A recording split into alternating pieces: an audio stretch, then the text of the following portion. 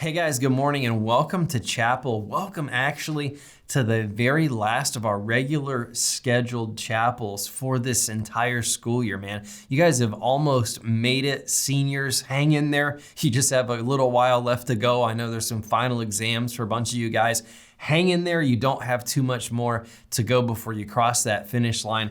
And as we close out this chapel year, as we close out this series on Follow, I want to bring to you guys something practical, something that you can really just carry with you and maybe not easily apply, but definitely apply to your lives and see something truly significant and something great come out of it. I want to ask you a question as we start, get you to think globally a little bit locally, a little bit nationally, with kind of that spectrum in mind. Think for just a moment and share with each other, what are some problems or some challenges in your life or in the world around you that you've noticed, that you've seen maybe in the news, maybe a big divisive issue that's come across your Instagram feed, or that you've seen online, or maybe that you've had conversations about.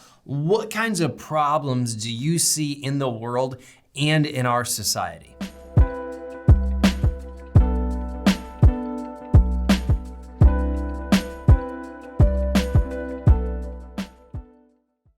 So if you check the news at all, if you've paid attention over the past 12 to 24 months, you've noticed that our world, our society has seen some pretty significant issues and problems and struggles that have kind of risen to the surface. Maybe you mentioned poverty. Maybe you mentioned global healthcare. Maybe you mentioned protests. Maybe you mentioned riots. Maybe you mentioned human trafficking or accusations of racism. There's issues of nationalism, and there's division over electing our president. There's all kinds of things. And really, no matter what side you find yourself leaning towards as to whether or not you would take a side on any of those issues, I think we would all have to agree that there's a brokenness to this system.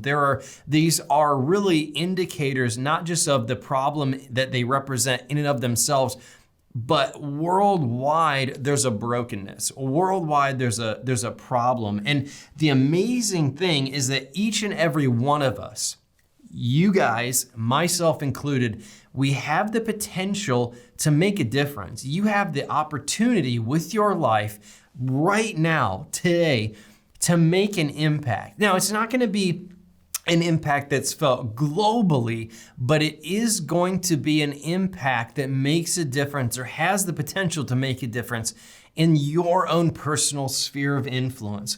And you have the opportunity to make the world a better place because of how you live your life right now. You see, big changes in all these areas happen because individuals begin to realize, hey, it matters how I live my life. What I do, what I say, how I treat the people around me, that makes an impact and that makes a difference. And again, I'm talking about normal, ordinary individuals. You don't need to feel like, man, there's some kind of great, majestic calling on my life. You don't need to feel like you are the next representative that is going to be, super popular and you're going to have all these followers. You don't have to have or feel like you have all these great qualifications. We're talking about normal, ordinary, everyday individuals. So today I want to give you really just 4 things that you can do, that I can do, that are guaranteed to spark change. Now, I'm not talking about a roll of the dice. I'm not talking about try this stuff and some good things may come of it. I'm talking about 4 things that are tried and true. They are promised, they are proven, and they have really stood the test of time. Thousands of years of people putting this stuff into practice and it making a difference. So let's take a look at the book of Luke chapter 6. We're going to read just kind of short snippets, and I want to give you the overall big picture here. Luke chapter 6, verse 27, Jesus is talking, and he begins by saying this. He says, but I say unto you which hear.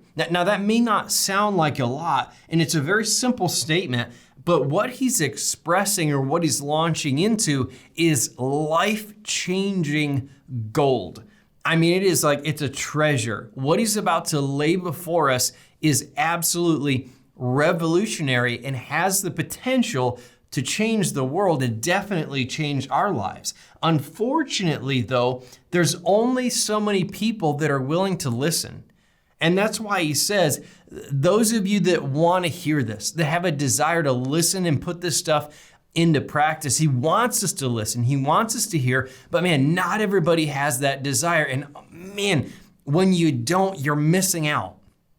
He's wanting you and me to aim high at these big top tier level goals. But man, so many people aim incredibly low with life. I mean, I can go through my mind and recall to memory students that I've come across that, man, they just didn't care.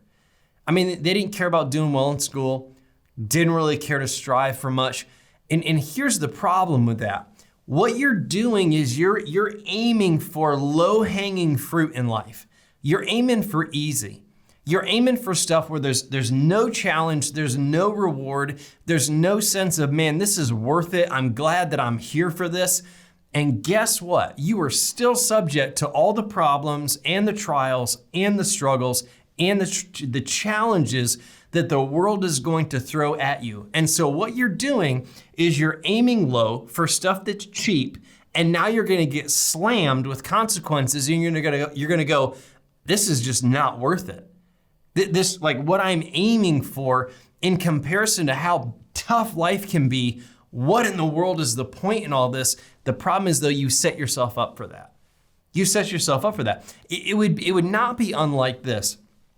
Let's say you go to work for somebody and you're gonna get paid $5 an hour. Now, in my generation, that was actually normal. It was like $5.15, that was minimum wage. Now though, I mean, you're like 17, 18 bucks an hour sometimes for minimum wage. That's awesome.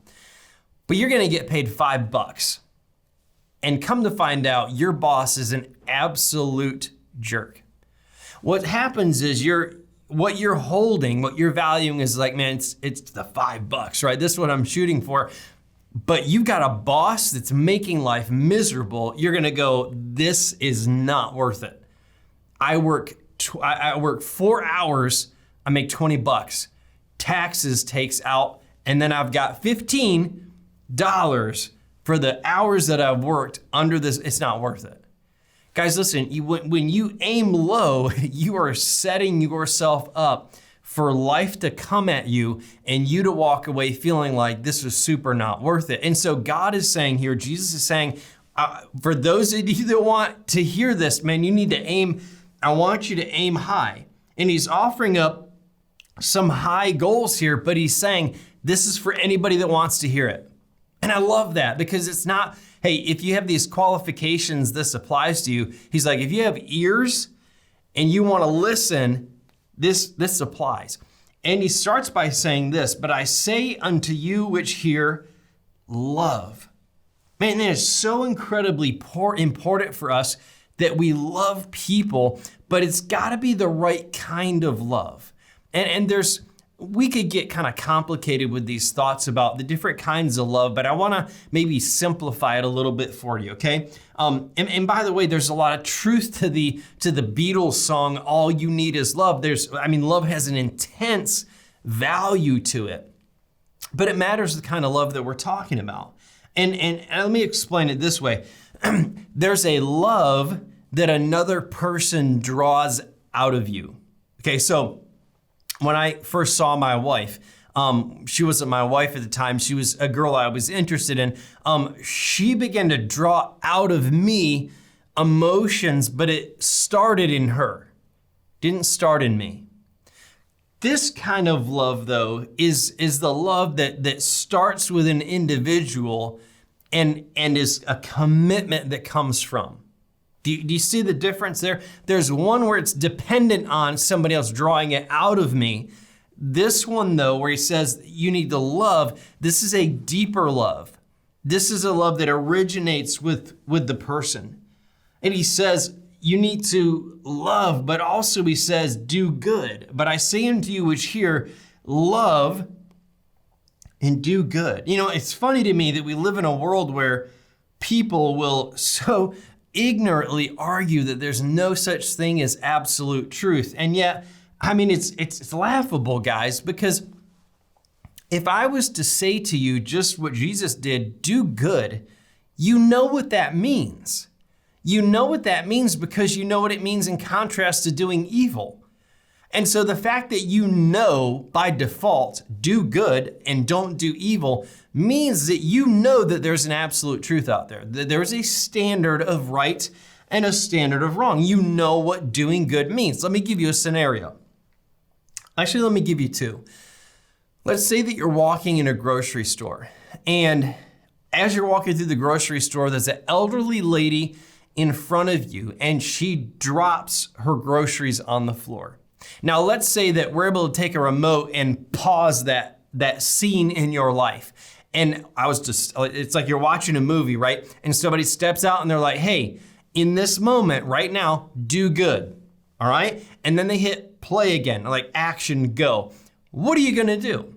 That happens, somebody says, do good. What do? You're gonna help her. You're gonna pick up the groceries. You would know that's what that means, do good in that scenario. Let me give you a second one. You get home this afternoon and you're, kicking off your shoes, tossing your bag on the floor, and you hear mom in the other room talking about she doesn't feel well. Like she wants to make dinner, but she's talking kind of under her breath. She doesn't know you're listening. And she says, I really wish I could just lay down and take a nap. And we go, okay, pause. You should do good in this situation. All right, ready? Now we hit play again, action. What would you do? Well, you would know that hearing that and having this framework of you should do good in this moment, you know, okay, I'm either gonna help mom or I'm gonna tell mom, hey, completely go in the other room. Let me do this. Or you're gonna call Grubhub. You're gonna step in and you're gonna help. We know what it means when we're told to do good. You can't argue and say that absolute truth doesn't exist and yet at the same time admit that we all naturally know what it means to do good. But Christ said that a lifestyle of doing this, it changes people. So he says, love, man, have this heartbeat of love for other people. And then he says, do good. And then he says this, the next idea, he says, bless. Now, admittedly, that word bless it's a hard one to nail down. I mean, those of you that have maybe grown up in church or you've been around Christians for any length of time, you know that when we pray, we like to use this word a lot. I mean, we're like, Lord, bless this and bless that person. And honestly, we sling that word around an awful lot and probably struggle to really know what it means and to define it. But it means kind of this idea that you have a desire to see what is best for them. And in your prayer, perhaps, that you're desiring special favor on that individual. So when it says bless others, it has the idea of you desiring special favor from God towards that person. So I should be moving through life desiring the best for those around me, but that's not the easiest thing in the world. I grew up with Super Nintendo and Mario Kart first came out. It was awesome game.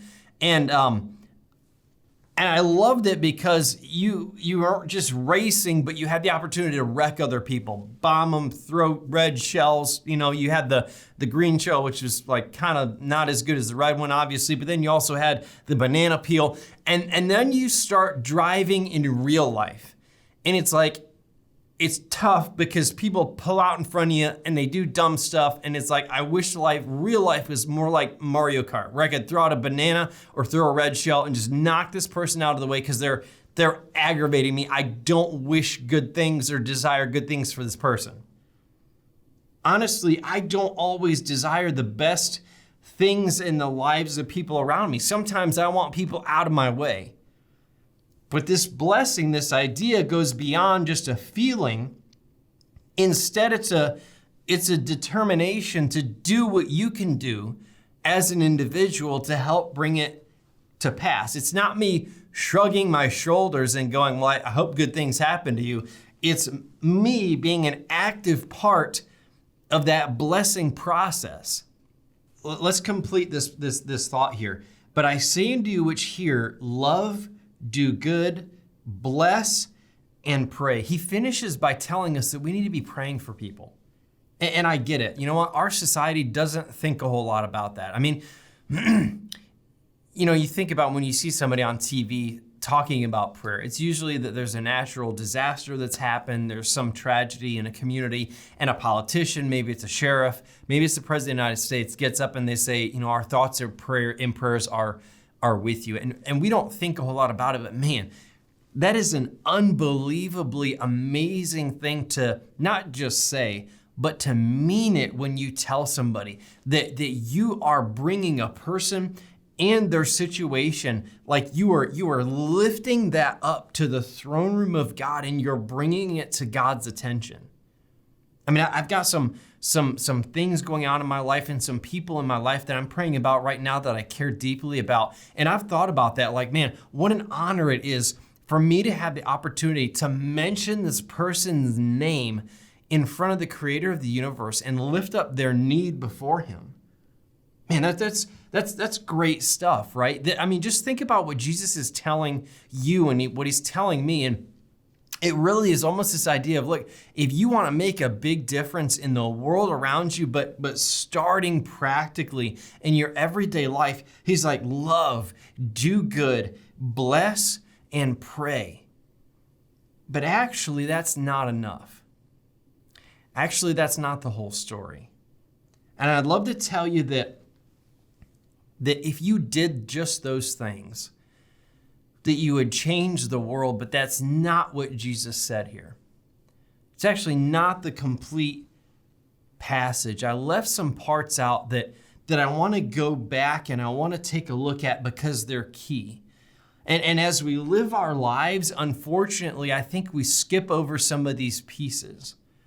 And that is why we have the problems that we have in this world. Look at what Jesus actually said in Luke chapter 6. He says, love your enemies. He doesn't just say love. He says, love your enemies. If you skip down to verse 32, Christ explains that if you love people that you like, if you love people that already love you, who cares? Like, that's not impressive. That's not a big deal. That is not earth-shattering. That's not earth-moving. That is not problem-solving. That's expected. Evil people love people that love them. People that are horrible human beings love people that treat them nice. That's sort of kind of a no-brainer. Listen, Jesus doesn't call you and me to easy. He calls us to the tough stuff. We don't naturally love our enemies. We cancel them. We create groups in our culture and we rally behind a certain cause of belief that unites us, and we hate people that are not of that group. Many of you seen that recently? There's this movement, and that movement hates anybody that's outside that movement. Whoa, Jesus says, love your enemies. Love people that you would consider to be in opposition to you. See, loving is not enough. Loving people that love you. And think about this for a moment. Who do you consider to be an enemy? Maybe that person is in the classroom with you right now. Maybe that individual that you would consider to be an enemy lives at home with you. Jesus called us to live a hard life, to love an enemy. And also this, do good. But he says, do good to them that hate you. Do good to them that hate you. Put feet to your love. Back to our original scenario that I mentioned. The one about the elderly lady in the store. Let's say that on your way into the grocery store, an elderly lady cuts you off to get to a parking spot before you do. And in cutting you off, she actually clips the front end of your vehicle.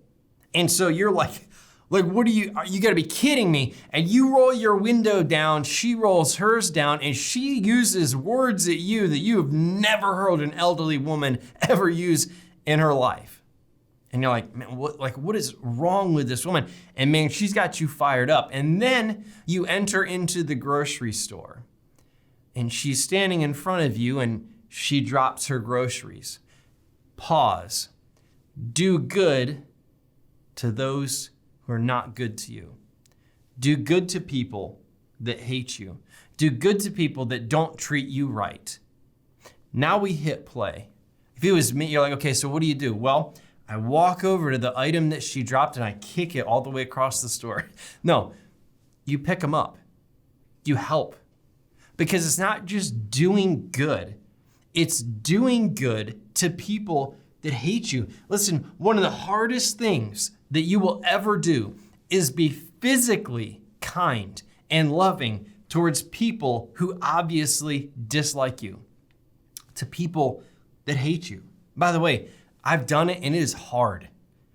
I had a conversation with a student a couple years ago. They looked me in the eye and they were like, I do not like you.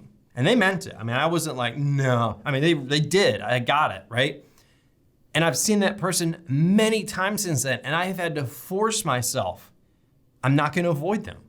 Now, I'm not saying, trust me, I'm not saying, man, I'm also, I got this nailed down. It is one of the hardest things that I've ever had to do. But I just determined, listen, I'm going to love this person. I'm going to do right by this person. Man, you talk about awkward. But then he says, bless. We talked about that. No. Bless them that curse you. That's different.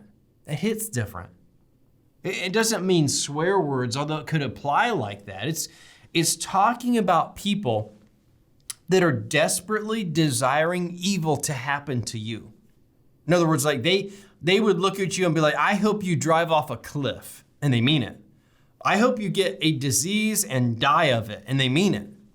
And that's kind of their heart attitude towards you. And here's the difficult task that Jesus places before us.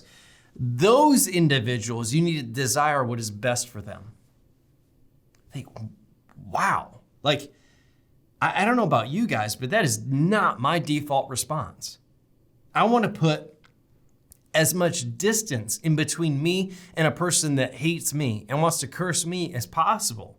I want to surround myself with people that like me, that don't wish evil on me. And I want, we got the 6 foot distancing thing. I want 36 feet in between me and people that want to do me wrong. And honestly, when those individuals fall on their face, it's hard for me to not take pleasure in that. But no, he says, you need to bless those that curse you. But listen to me. It's the heartbeat of God that we do this. This is why our world is in such a mess. Guys, do you see how countercultural this is for us? Look at how our nation responds to things. If you hurt me, I'm going to hurt you worse. I'm going to come after you. Offend me, and I will tear you down. You come at me, I will stomp you into the ground. In any given situation, we feel like we have to go out on top. And yet, what did Jesus Christ say? Verse 27, but I say unto you which hear, love your enemies, do good to them which hate you, bless them that curse you. And then this, pray for them, not just pray for them which despitefully use you. Man, one of the worst things in life is being used or feeling like somebody took advantage of you, that they don't even like you, and they tried to make their life better by something that they interacted with you about. That's awkward and uncomfortable and just makes you feel horrible. Even worse still is if they did it because they're actively trying to do something evil to you. And yet, what is the call of Jesus Christ? Pray for those individuals. Man, do you understand that? That he is literally saying those people that take action against you because they want your life to fall apart, you need to take their name in your heart and lift it up to the throne room of God and say, God, I desire what's best for this person. What? Listen, that's what changes lives. That's what changes communities. That's what changes a society. And you can do that. I can do that. Man, love enemies.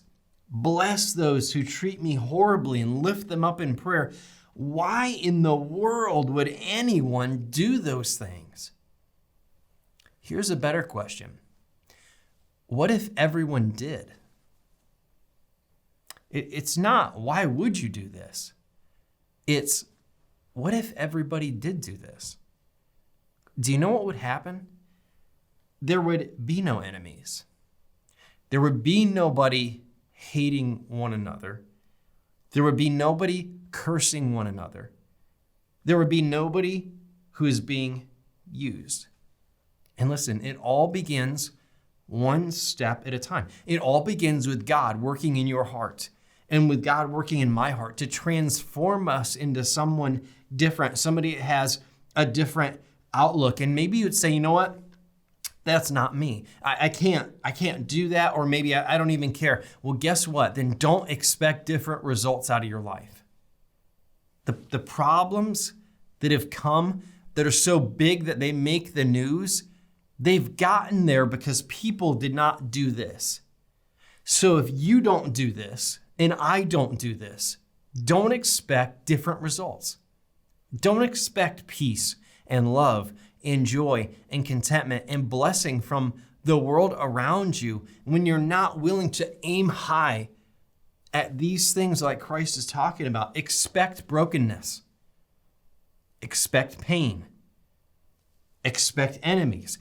But if you want different, if I want different, if you want healing and you want joy and you want to change the world, man, that all starts with Christ. And it all starts with loving your enemies and doing good to those that hate you and blessing those that curse you and lifting up in prayer those who come after you and who come after me with evil intent.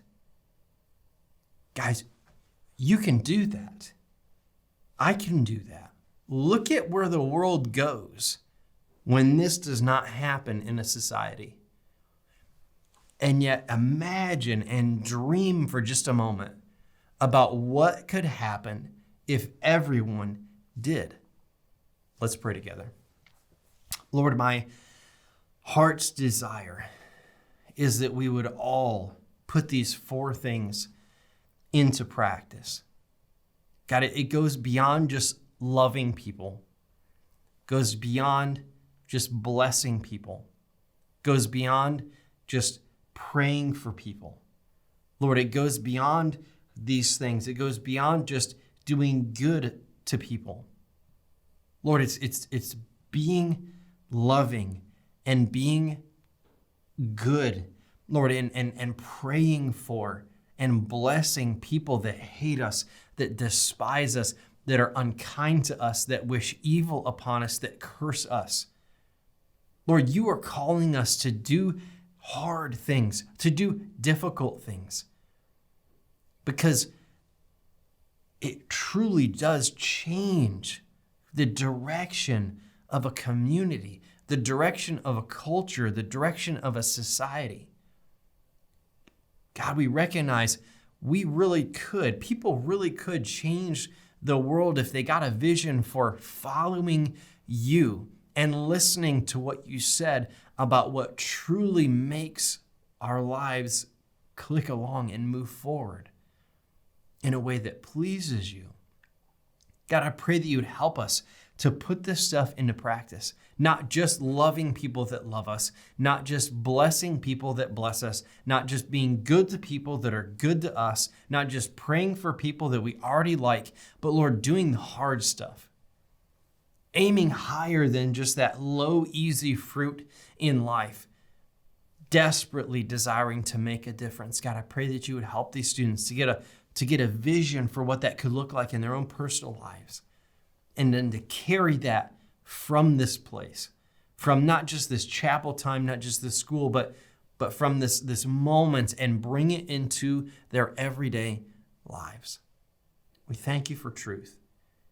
Thank you for delivering us this message. And Lord, we pray that you'd help us to be people that hear and listen and do. For it's in your name we pray. Amen. Couple of questions for you guys at the end. Man, I'm going to miss this time being able to connect with you, but I hope you've had a fantastic school year thus far, and I hope you've enjoyed our chapel messages. It's been a blessing and a privilege to engage with you guys during this morning time. God bless you. Have a great rest of your year.